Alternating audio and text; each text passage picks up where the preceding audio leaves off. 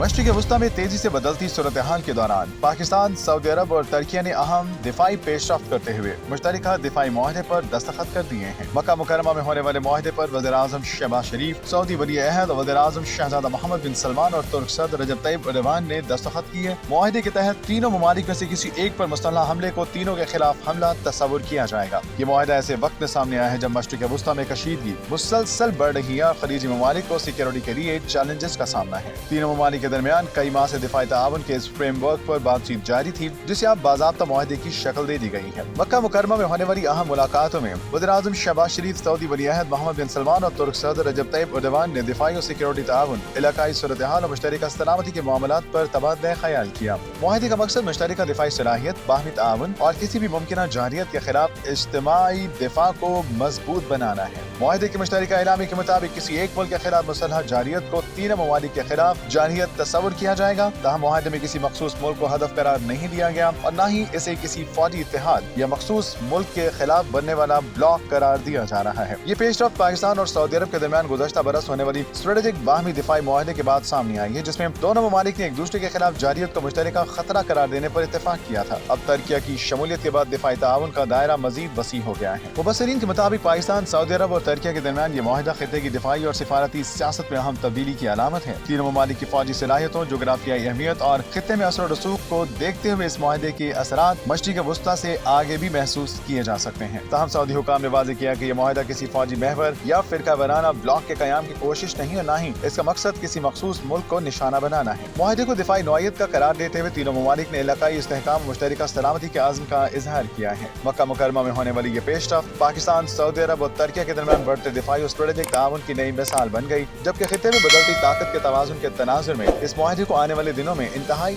अहम करार दिया जा रहा है।